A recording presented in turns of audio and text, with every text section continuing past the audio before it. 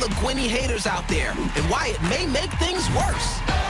Braves fans still aren't over McDreamy's exit, so Chandra Wilson and James Pickens Jr. are preparing you for what's coming on the season finale just hours from now. And speaking of finales, The Vampire Diaries' Kat Graham tells you why the sexy, scary series will never be the same again after the bloody, shocking season ender. This is The View with Whoopi, Nicole Wallace, Rosie Perez, and today Raven Simone, Molly Sims, and Joy Behar hit the co-host chairs. It all starts now.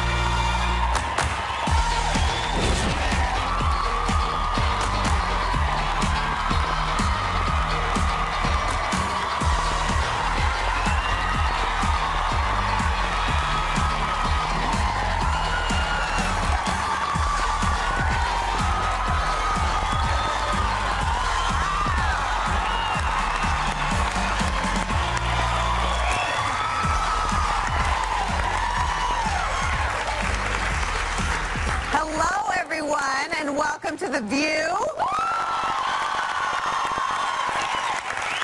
Whoopi is still out in California with her family, but I talked to her last night, and she is seeing all your tweets, all your notes, all your Facebook posts, all your wishes of love, and she says thank you. So keep them up, okay? Keep them up. Yes. And we're going to keep our promise to never give you a Whoopi free show. So what do you got for us, RP? Okay, this is one of my favorites today. It's a look at her hit comedy from 1986. Jump.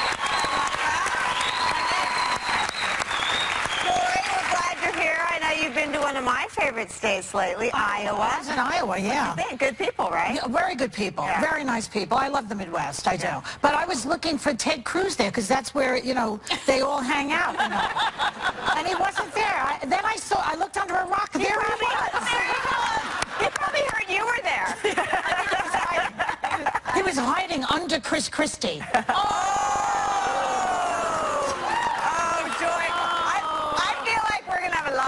You and me. Chris Christie fat joke is like a day without sunshine. And mark my words, when he's inaugurated as president, you'll be the one crying and I get to laugh. I'll be dead by then. But it's not going to happen. Do you really believe that? It's possible. In America, anything is possible. Anything is possible in America. But right now in America, I just want to switch gears a little bit here because the serious situation, what's going on with Amtrak. There's an investigation into the Amtrak crash. Found the train engineer was driving over 100 miles an hour before the crash, and that safety features that could have prevented this were not in place. But yesterday, Republicans still voted to slash Amtrak funding by $250 million. Why? Why? Day after. Well, that's a reason. I have an explanation. I feel like your translator, Joy. So in Republican world, here's what happened yesterday. Well, the bill was before the members of Congress, before the accident. And actually, the last time that funding for Amtrak was raised was on the heels of an accident. And I just am personally critical of careening from crisis to crisis. That's not how we should fund anything, Amtrak or the highways or anything.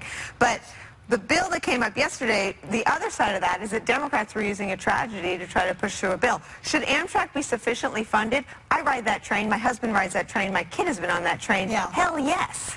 But, you know, I don't think that's a fair statement saying that the Democrats were... I'm just telling you the other side. The other side. The other side may be saying that, but that doesn't make it true. Well, Steve, I don't think that the Democrats were politicizing this issue because the issue was up for vote prior to, the accident. The system that didn't work was funded. The infrastructure here in America has been lacking for a very long time. Yes, the infrastructure here in America has been lacking funding for a very, very long time. And in regards to our highways, in regards to our bridges, in regards to our train system. Everything is falling apart. Joe Biden called our airports. I agree with you. Wait a second. They did not fund Amtrak reparations. operations, their repairs, because Joe Biden rides that truck, that train.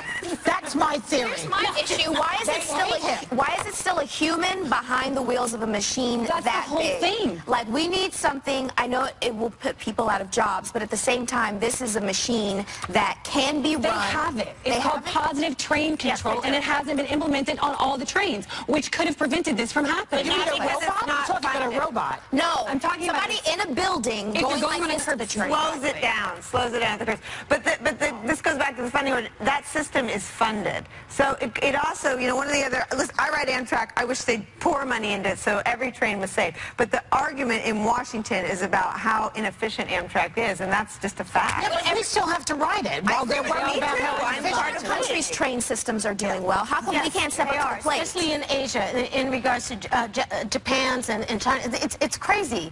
It's crazy. We're supposed to be the world leader, and we are just lacking. It just truly could have been prevented, and that's the most heartbreaking thing about this. We'll learn more in the days You know to what? come. Infrastructure-wise, we're becoming a third world country. And you guys can that's keep sad. yelling at me because I got another one for you. Jeb Bush has barely stepped foot on the campaign trail. He actually hasn't officially announced as a candidate. He's running an exploratory committee. But already his family politics are something that he has to answer for. And I want to take my hat off to him because he did something yesterday that no Democrat, no Republican on the campaign trail has done yet. He took questions from a college student from the other political party. Here's some video from a college Democrat confronting him about the wars in Iraq. Your brother created ISIS. The Iraq Coalition Authority. You don't need to be the answer to me, sir. You can just answer my question, which is, my question is, why are you saying that ISIS was created by us not having a presence in the Middle East? By the time we left, countless pointless wars where we send young men to die for the idea of American exceptionalism. It's this idea, like, why are you spouting nationalist rhetoric to get us involved in world wars? we respectfully disagree. Okay. What do you guys think? You Well, think, he's between a rock and a hard place, sort of.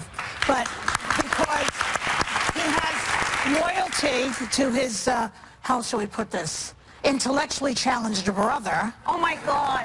Oh my God.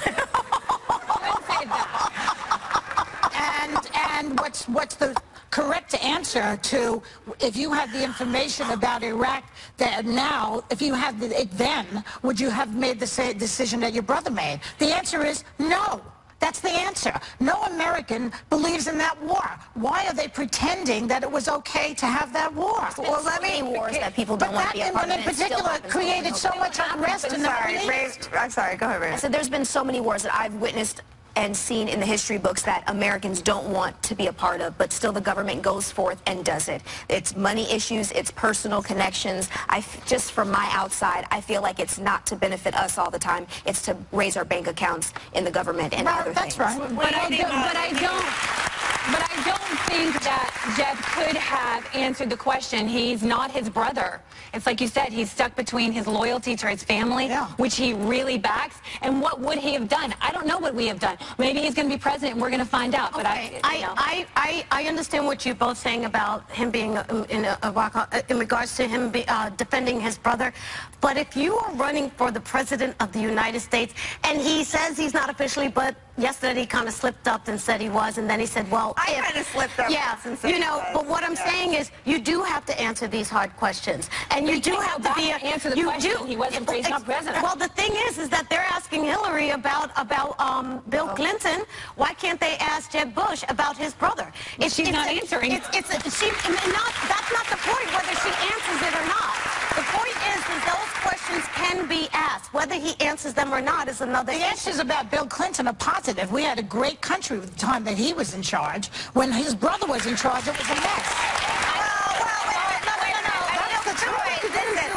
Listen, I mean, I revere George W. Bush, and I know you and I disagree on that, but I never want to meet him because I think I would probably like him. He's a good old boy. you would like but him. I totally disagree with him on every point. But here's the thing. George W. Bush gave Jeb Bush the answer he needed. George W. Bush has since said, he writes in his book, that we know that the intelligence on which we went to war was false, and it gives him a sickening feeling. Don't you remember? Jeb Bush could have gone at least as far as his brother went. So I think this is going to be something that the voters really do understand intuitively. That of course Jeb Bush is his own man. I don't know. Do any of you have siblings? I have brothers. They don't even vote Republican. No one versus a brother. Of course you are. And Jeb Bush is going to be running as the best person to run the country. Of course he has to answer questions. But the notion that Jeb Bush somehow has to answer for everything his brother did is something that the voters are not going to accept. But that wasn't the question. The question was, why was he blaming the United States for ISIS? And for pulling out of Obama pulling out of Afghanistan and pulling the troops out of Iraq. That was the question. Welcome back. I'm having so much fun here today. Well, here's a story. Gwyneth Paltrow's mother, Blythe Danner, the beautiful, the talented, lovely, I love her. She says that she knows why there are so many Gwyneth haters out there. It's because she's so beautiful and accomplished that people are intimidated. I know how she feels because I have the same issue. But does a statement like that, do you think, help Gwyneth or hurt Gwyneth? Listen, a mother's love is unconditional. I actually like hearing that. And I guess Blythe Danner spends more time on Twitter than I did because I didn't know she had that many haters. But why are people so mad at Gwen? I think, you know, she's always like, she's not behind women. She's not a woman's woman. But I think she's judged very harshly. True? Really? People, do you see her play with her kids? Do you see her go to dinner and be a mother and be a wife? Well, according to her mother, she's a very good parent. She's a very good parent. And I think as a society, we judge women so harshly and brutally that of course her own mother is going to say, I love my daughter, she's a great girl, I mean, I would say my Scarlett, who's only 7 weeks old, does everything fabulous. It's perfect. Of course. But I just think we have to be careful and how much we judge people. One of the problems with her that I was reading about is that some of her tips are off the wall. Like she tells you to steam clean your vagina. But that's what she wants to do. How do we do that? That's what she wants to do.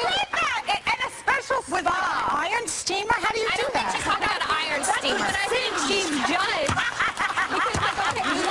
Well, exactly. You're eating ramen noodles, and then you're eating a great cup of soup at a great restaurant. You know what I mean? I also has like a very strict workout and diet regimen that's sort of unattainable and expensive for most women. So I think that works for her. That works for her. And we have to be open she shares it a lot. She shares because there's enough people in the world to connect to her in some way. Everyone should have their own way of thinking, and we should not judge and condemn everything that everyone says just because it's not what you're But she was very much attacked. She was attacked for going on food stamps to see how food stamps would work out for someone like her who's trying to eat healthy. And then they told us in the meeting that she bought like 4 lemons. Now, needing vitamin C, but lemons are not essential items. Oh, I remember when we were a little hard on her for that. RP wasn't actually. What are you thinking? I see the thought bubble above your head again. What is it? I mean, in regards to the food program, that's a separate issue. I thought it was an unrealistic approach, but outside of that, I think it's a silly discussion. I mean, leave the woman alone. We don't put this much stress on Martha Stewart, you know, and she loves lemons, right? I love Martha Stewart. I love Martha Stewart, but who can live like Martha Stewart? How many of us can live like... She's perfect in my book. Yeah. She's so perfect. I aspire. But you know what I mean? It's silly. That's the accent. She sucks on lemons. Well, here's the deal. When you suck on a lemon, you might end up... I'm trying really hard. When you suck on a lemon, you might end up like this person.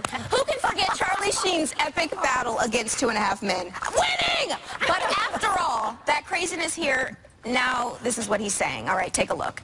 I should have been a little more humble, a little more regretful. I shouldn't have attacked him like I did, and I probably should have begged for my job back. You know what? Beg is a color I don't wear well. I probably should have requested my job back. That's your only regret? Well, yeah, I think that what went down was fixable, and I made it irreparable.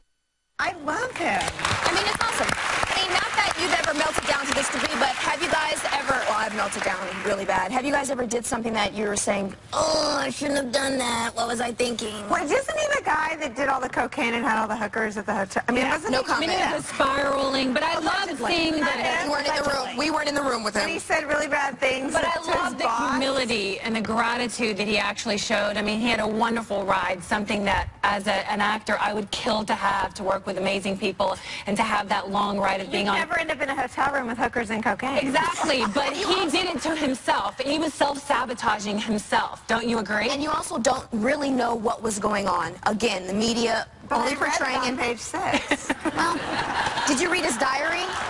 Like, I know we talked about that I might get, hurt for this, but there's a lot of things that celebrities go through that nobody knows about, and then you think that the glitz and glamour that we go through is just the most beautiful thing in the world. There is stress, there's alcohol problems within our community, there's drug addiction problems within the entertainment community, there's problems in there, and we continue to just say, oh, it's okay, but you're famous and rich. No, it's difficult, and he went through a problem.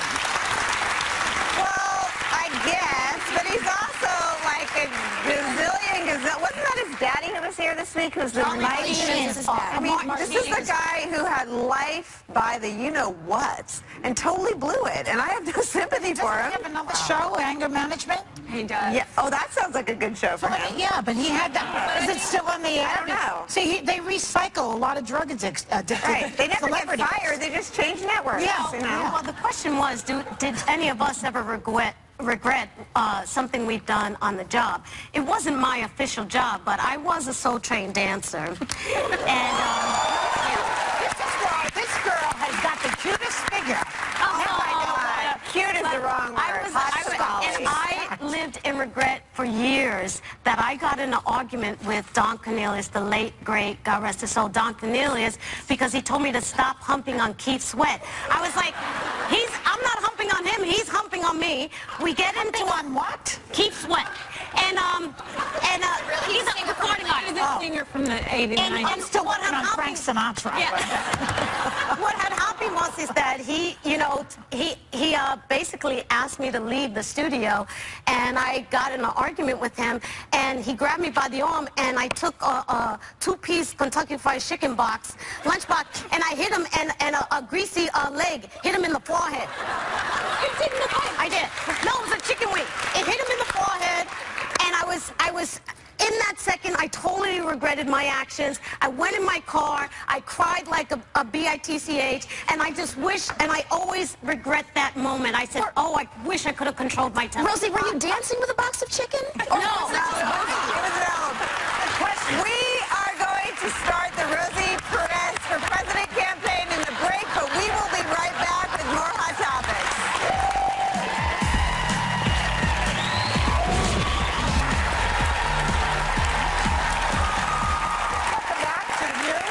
Now, here's an interesting sort of deep story. Sports Illustrated model Hannah Davis is opening up about the burdens of being a model. She says she has to convert one of her bedrooms into a closet because, wait for it, she has too many bikinis.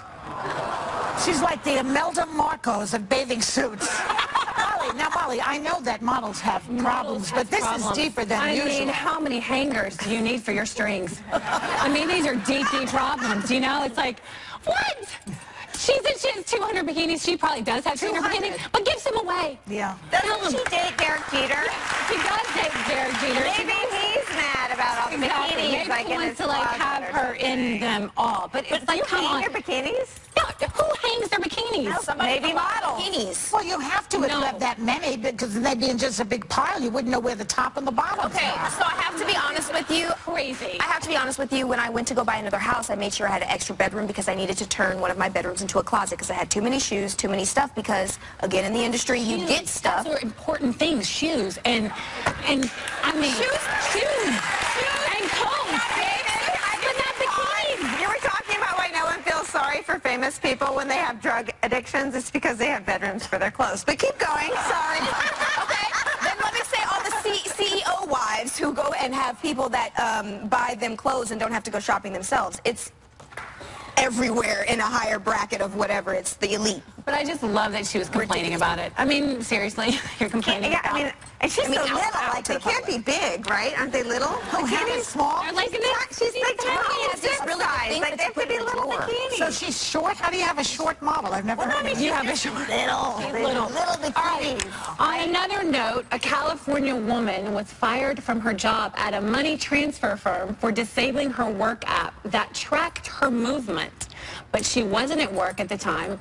Why do they need to know where she is on her free time? Exactly. You have a lot of problems with this, right? I have an issue because if you have an iPhone, there is a location services in your settings. You can turn it on and off. It tracks you where you go. It shows how long you've been in a place, how to get there. Like, who can see it? It's for the apps that need to be on at all times. It's for your maps. You turn it off. If you turn it off, you can't use your app. Exactly. So I don't know where that information is going. I'm sure from that long license agreement that I did not read, because whoever reads those, South Park told me that. And I just feel like you should be able to turn the location services off if you need to, but at the same time, we talked about kids, and you need to be able to see where they're going. Kids and Joy. Like, I want to know where Joy's The one that was fired.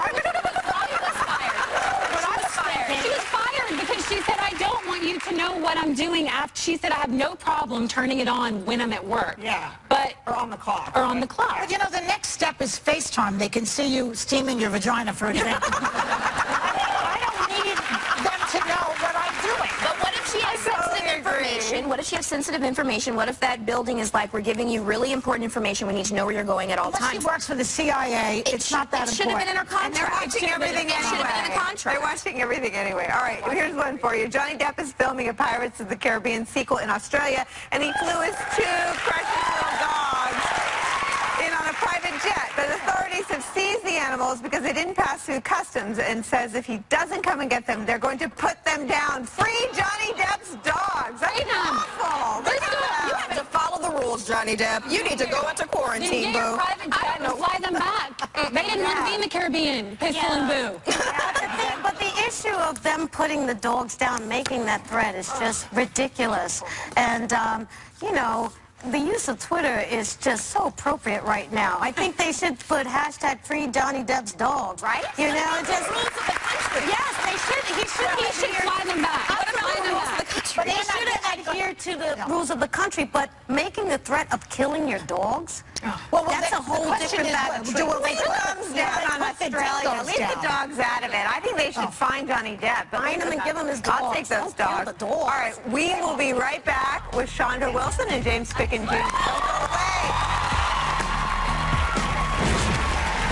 Grey's Anatomy has already left fans emotional wrecks. So how are they topping themselves on the season finale? Chandra Wilson and James Pickens Jr. Get you ready next.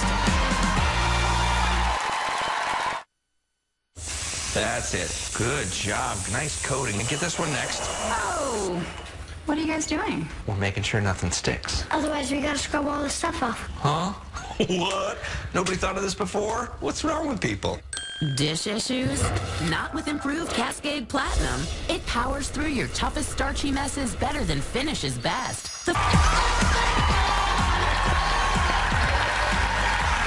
fate is hanging in the balance right now in Grey's Anatomy. So is anyone getting a happy ending on tonight's season finale? Hello. Oh, hello. Let's find out. Please welcome Chandra Wilson and James Pickens Jr.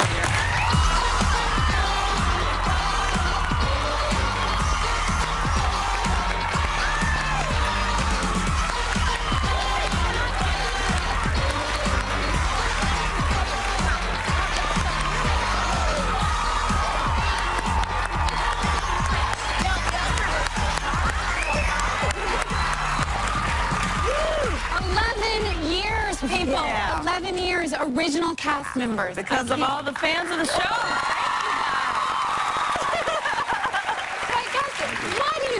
Why do you think the fans keep coming back? Wow, I mean, you guys are so invested in these characters, like always have been from the beginning, and we just keep trying to stay current, keep moving stories forward. But this is the 11th season, going into the 12th. You know, I know you know as an actor, As an actor, you're so lucky. I mean, this never happens. It does not. It just doesn't. Very, very rare that it's happened. I mean, most actors will go their whole careers and never experience anything close to it. Did you think when it first aired 11 years ago that you would still be sitting here? I just was happy to have a job at that point. You know, like maybe one season, but certainly not, you know, nothing, to this nothing like this. About 3 weeks ago, McDreamy, played by Patrick Dempsey.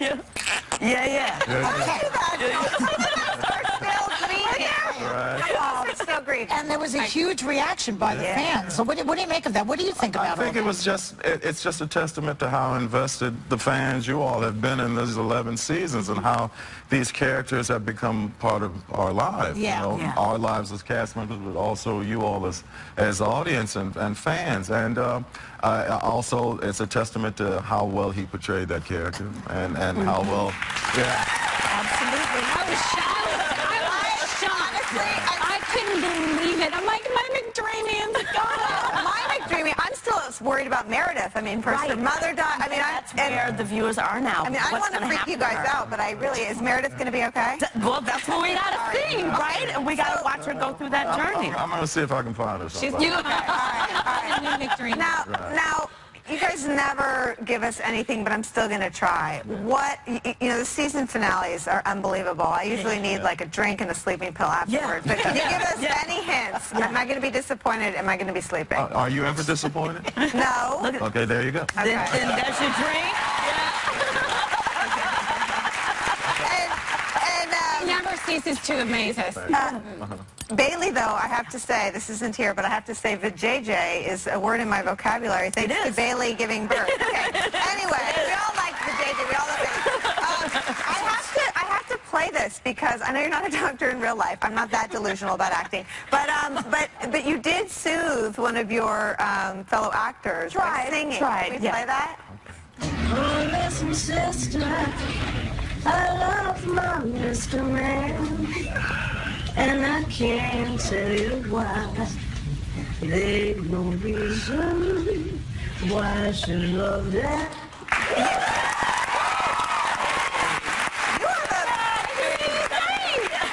And you have a beautiful voice, but I'm sorry, that boy would make me sing too. He was beautiful. Well, you know, I kind of think it's my fault. I was directing an episode, and he needed to get out to come and do the All-Stars here in New York. And I'm like, okay, fine, I'll shoot you out early. And what does he do? He goes and busts his leg. So I'm taking responsibility for it. Now, James, something about you that's interesting. I understand you're a big fan of cattle roping. And yes. Where did that start? You know, I'm dating myself here, but I'm a child of the 50s and loved Westerns. You know, grew up watching them with my father and brother, and I've always been a fan of the Western lifestyle. And about 20 years ago, I started team roping, and I got involved with the USTRC, United States Team Roping Championship. But you do it on the set? I have a little practice dummy that I do, and if you were walking around, I'd probably try and heal you and stuff. That's very sexy. I mean, you really with a rope out there? Woo! Let me ask you something. Does that hurt the animal? No, you know, there's a real misnomer about the rodeo and treatment of animals, and obviously that's one thing cowboys have always prided themselves in, is taking care of their animals. They don't hurt them when they take them on the ground and No, you know, it's rare. I mean, you may get 2 runs on a cow or a calf or something like that where you're roping, but most times they're out there eating grass and stuff and having a good time. Matter of fact, I wish I had their life. But no, we protect their ears and stuff like that, so they're fine. Yes. Chandra, you recently starred in a small film called Muted. That is an award-winning film and hoping to be made into something bigger. Right. What it's about? Muted can be seen now on HBO, HBO Go, and also at the Soho International Film Festival on Saturday. We're having a screening, and it is a film that you guys have talked about a lot on The View, the issue. A daughter goes missing, and it's about how do we get the media, how do we get police to take this issue seriously. Yeah, exactly, and it's not that everybody's running away. Something has happened to this child.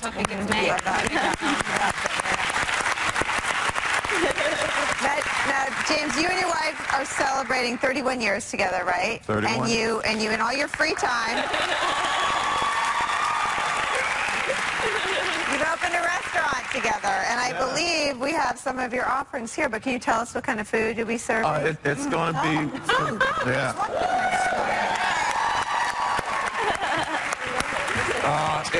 it's from my wife is starting a restaurant. It's called Forks in the Road in North Hollywood, and she's introducing little known and authentic Southern recipes. It's an incredible twist on home cooking and Southern style cooking. Cream pie or something? No, this is called buttermilk pie. And it's so amazing. delicious. Our thanks to Chandra Wilson and James Pickens Jr. The season finale on Grey's Anatomy airs tonight at 8 p.m.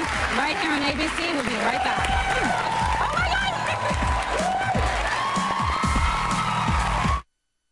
I've grown accustomed to being on my own. Some say too accustomed.